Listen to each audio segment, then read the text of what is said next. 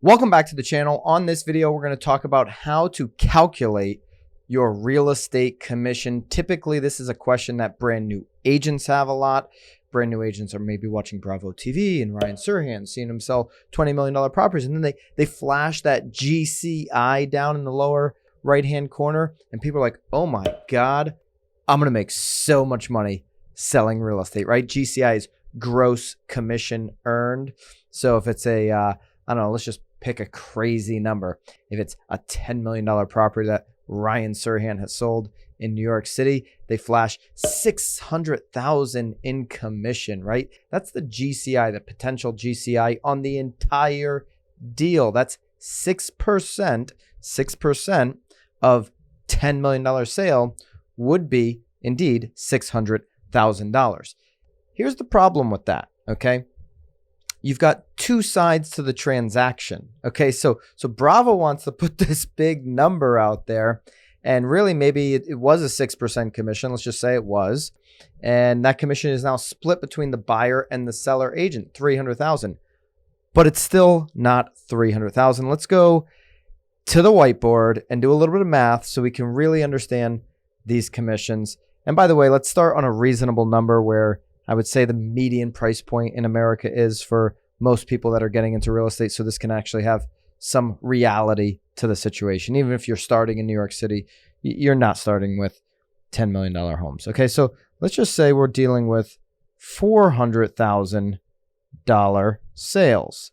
And remember, there is a buyer broker and a listing broker on this transaction. I'm saying broker because a broker is the only one in real estate that can actually transact real estate. A salesperson, a real estate agent, a realtor is representing the broker. Okay, so they are representing the broker and getting a split off of that commission. If this commission was 5%, let's just say, that's 2.5 for each side.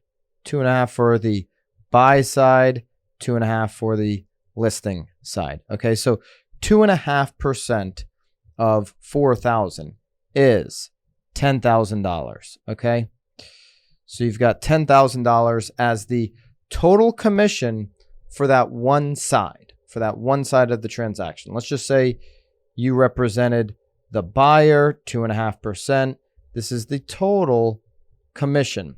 So if you were keeping 100% of the commission, that would be $10,000. But nobody keeps 100% of the commission, not even a broker that's working for themselves. Let me explain. And you may have heard of these 100% commission company. We're a 100% commission company. After there's a desk fee, after there's a transaction fee, after there's a listing fee, fee for that month. So you have to reduce that from your commission. You may be getting 100% of the commission. You may be getting that $10,000, 100% of it in your check, but have you paid all your fees for the month? Okay. Now, you're likely going to be under a traditional split or a cap, right? Once you hit your cap, maybe after that, you are 100%. But if you're on a split, and let's just say it's 50-50, then that one's pretty easy to figure out. 50-50 would indeed be $5,000. 50% going to the brokerage, 50% going to you, the salesperson, the agent representing the broker. Now, 90-10, pretty easy on 10,000, right? If you're keeping 90% as the agent, you would be getting 9,000 and the brokerage would be getting 1,000, okay? Now, if you're in that kind of a split, a 90-10, right? Then they're probably not doing much for you. A 90-10 split, they're probably not going to provide much value for that 10% outside of maybe, they're holding your E&O insurance, which you paid for or something like that. Maybe that's probably it, right? Maybe there's a community office you can pop into, but maybe not even at the 10%. They're not going to be supplying leads or photography on the listings or marketing or those kinds of things, right?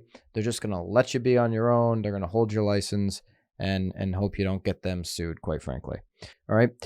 Now 50-50, probably a different relationship. For 50%, they better be investing quite a bit into your business. Now, here's where fees kind of really come into place, called referral fees.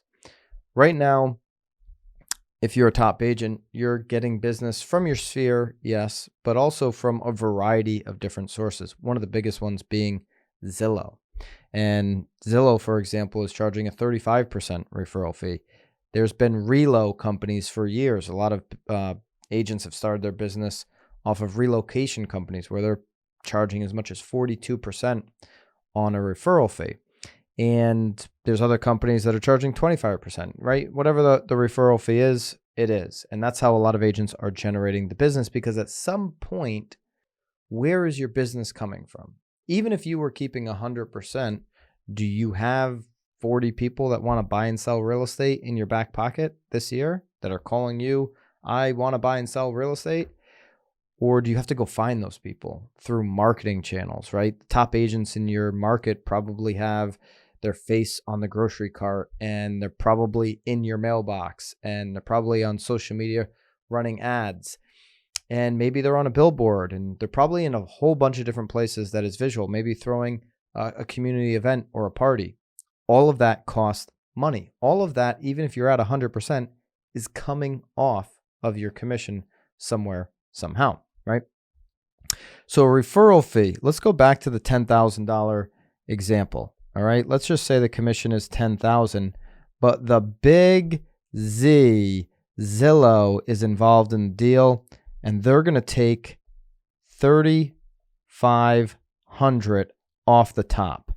So if you have a 50-50 split with your team, because your team is the one that got you the Zillow contract to begin with, because if you're a new agent and you don't have the connections, or you can't even qualify to have a Zillow contract, for example, or you just don't have any leads and you need to leverage the team for everything that they're doing, the team's probably got you on a 50-50 split. So after the $3,500, what's left?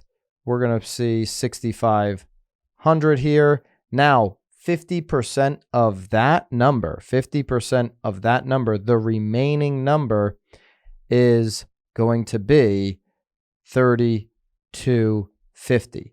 Now, what if that Zillow lead came into an ISA team, an inside sales team, so a call center? Because here's the truth, right? Here's why Zillow is sending their leads to the big teams. It's because they actually pick up the phone when the consumer's on the other end saying, hello, like, I want to see this property. If they send it to one single solo agent, and that agent's at soccer practice with their kid, or they're getting out of the shower, or they're having dinner with their wife or their husband, they are not picking up the phone. And the consumer is then like, why did I call Zillow? Why did I go through Zillow? I want to see this property, right? So they're sending it to teams that have these inside sales agents that can pick up the phone at all times. These internal sales teams within a team, call centers, think of them, where they pick up the phone immediately and make that appointment for the agent who's out doing their job, potentially, showings and doing all these different things, or just living life, right? Like they could literally be anywhere. Agents are busy. Agents are boots on the ground, out on the property. They can't always pick up the phone 100% of the time. It's literally impossible. So let's just say there's an ISA team that now set that appointment and has put in all the notes into the CRM, like a follow-up boss or something like that, right? The ISA team may have a fee attached to that as well. So there's $400 we'll take off of that. And at the end of the day, we are left with $2,850 on that transaction. So you've got $2,850 going to that buyer agent on the 2.5% split of what was an original 10%. Where did all the other money go to? Well, 50% of it went to 50% of the, $6,500, right? $3,250 went to the team. that supported that agent, that gave them a transaction coordinator, that got them the Zillow deal, that got them an opportunity to be in the deal. $3,500 went to Zillow. The team also probably took a chunk of this $3,250 and sent it out to the broker, right? The brokerage has got to get paid for their support. And then you've got that remaining $2,850 on that particular example, which is, has got a referral fee attached to it. It's an example where there was multiple fees. There was a referral fee, there was a team fee that included a brokerage fee, and there was also an ISA team fee. So there was a lot of fees in that, but that's an example of a new agent who has no deals, who's getting a $400,000 deal plopped right into their calendar for them. They didn't have to produce the lead, and they just had to go meet the people, create the relationship, add the value, be the educator, and help them close on the property of their dreams, right? So there's a lot of confusion around how agents are getting paid. That is a little bit more of a complicated way that they can get paid, but hopefully I made it less complicated for you. At the end of the day, the hardest thing to do in real estate is to generate a lead and get the appointment set, right? Generate the lead, somebody who wants to buy and sell or invest in real estate with you, and get them to an appointment. Once you get that opportunity, a lot of things can fall into place. So you do have to pay for those two things up front. That's why that number is like, wow, $10,000 to $2,850. There's a lot of misconceptions out there that agents are just making so much money, tens and tens of thousands of dollars on every single deal. There's a lot of people, and there's a lot of ways these leads come in before the agent ever is meeting that buyer or seller. So that is an example of a real estate commission and how it is all broken out.